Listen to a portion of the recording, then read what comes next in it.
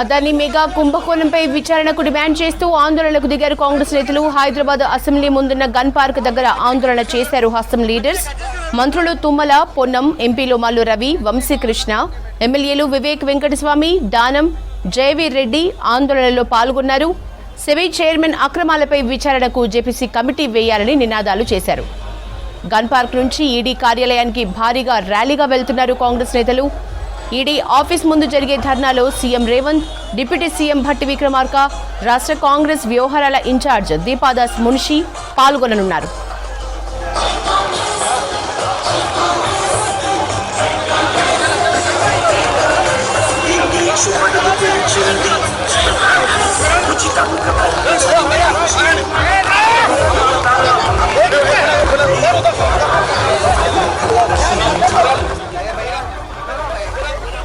Adani mega కుంభకోణంపై విచారణకు demand చేస్తూ ఆందోళనలకు దిగారు కాంగ్రెస్ నేతలు. హైదరాబాద్ అసెంబ్లీ ముందున్న గన్ పార్క్ దగ్గర ఆందోళన చేశారు హస్తం లీడర్స్.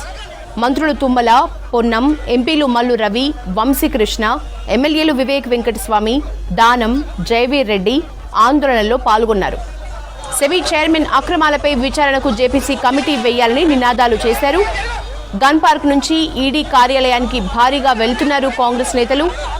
ఈడీ ఆఫీస్ ముందు జరిగే ధర్నాలో CM Revanth, deputy CM Bhatti Vikramarka, రాష్ట్ర కాంగ్రెస్ వ్యవహారాల ఇన్ఛార్జ్ దీపాదాస్ మున్షి పాల్గొననున్నారు.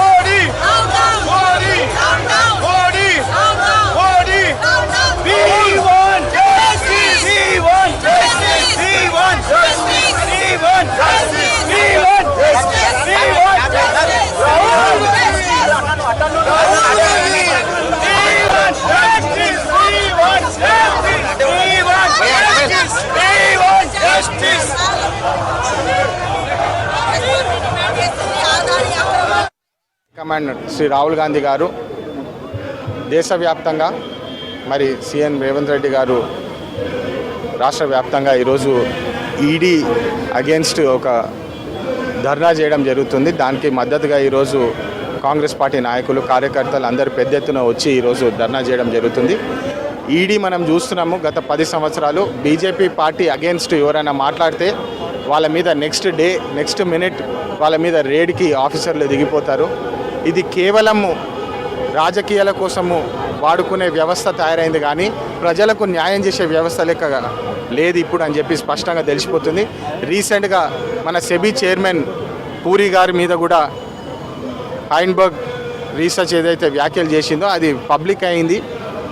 ఏమని అన్నదంటే సెబీ చైర్మన్ కూడా ఆఫ్షోర్ అకౌంట్స్ ఉన్నాయి, దాంట్లో వినోద్ అదాని అంటే అదాని వాళ్ళ బ్రదర్ ఉన్న కంపెనీస్లో కూడా ఆమె కూడా షేర్ హోల్డింగ్ ఉన్నదని చెప్పి, అసలు మీరు సెబీ చైర్పర్సన్గా ఉండి మీరు ఒక కార్పొరేట్ అదాని లాంటి కార్పొరేట్ వాళ్ళ ఆఫ్షోర్ అకౌంట్స్ మెయింటైన్ చేయడం అసలు ఘోరమైన తప్పది.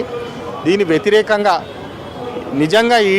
నిజంగా బీజేపీ పార్టీ ఈడీ ప్రజల కోసం పనిచేసి ఉంటే ఇమ్మీడియట్లీ సెబీ మీద చర్యలు తీసుకోవాల్సి వస్తుండే, సెబీ చైర్మన్ మీద. కానీ అది జరగలేదు, మనం అందరం చూస్తున్నాము. అది ఒక కామన్ మ్యాన్ అయి ఉంటే నెక్స్ట్ డే బీజేపీ మీద ఒక చిన్న వ్యాఖ్య చేసున్నా నెక్స్ట్ డే వాళ్ళ మీద ఈడీ రేడ్స్ జరిగేవి. ఒక కార్పొరేట్ వ్యవస్థను కూడా వాళ్ళు చూస్తున్నారు, హరాస్మెంట్ చేస్తున్నారు. గత 10 సంవత్సరాలు ఎవరి మీద అయితే రేడ్ జరిగిందో ఆ కంపెనీ నుంచి బీజేపీ పార్టీకి ఒక పార్టీ ఫండ్ వెళ్తే ఇమ్మీడియట్లీ ఆ రేడు స్లో డౌన్ చేసేసి ఆ కేసులన్నీ వాపస్ తీసుకోవడం జరుగుతుంది. ఇది కేవలం ఎక్స్టార్షన్, ఒక professionalised systematic extortion. BJP party ముసుగేసుకొని కార్పొరేట్స్ మీద, కామన్ మ్యాన్ మీద, ప్రజల మీద చేసే దౌర్జన్యము. ఈ ఈడీని వాడుకొని, ఈ ఈడీ వ్యవస్థ ఏదైతే ఉందో ప్రజల కోసం పనిచేయాలి కానీ కేవలం బీజేపీ పార్టీ కోసం పనిచేస్తుందని దాని అగెన్స్ట్ ఈరోజు పెద్ద ఎత్తున రాష్ట్ర వ్యాప్తంగా, దేశవ్యాప్తంగా ధర్నా చేయడం జరుగుతుంది. మేము ఆగేది లేదు. కాంగ్రెస్ పార్టీ ఇప్పుడు మనము ఫామ్ లోన్ వేవర్ కూడా చూస్తున్నాము. ఎన్ని కష్టాలైనా గత 10 సంవత్సరాలు టీఆర్ఎస్ పార్టీ మన రాష్ట్రాన్ని ఆర్థికంగా ఎన్ని నష్టాలు తెచ్చినా, 7 లక్షల కోట్లు అప్పుల పాలు చేసినా, ఆర్థికంగా నష్టపోయినా రైతులకు న్యాయం చేయాలా, రైతులకు మాట ఇచ్చినాము.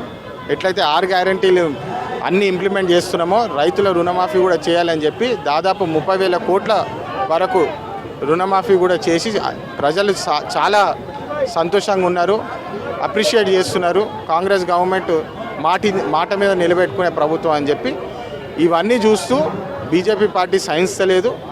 అందుకనే వాళ్ళు మళ్ళీ ఈడీ వాడుకొని తప్పుడు ఉపయోగం చేయొద్దని చెప్పి ఈరోజు పెద్ద ఎత్తున కాంగ్రెస్ పార్టీ నాయకులతో పాటు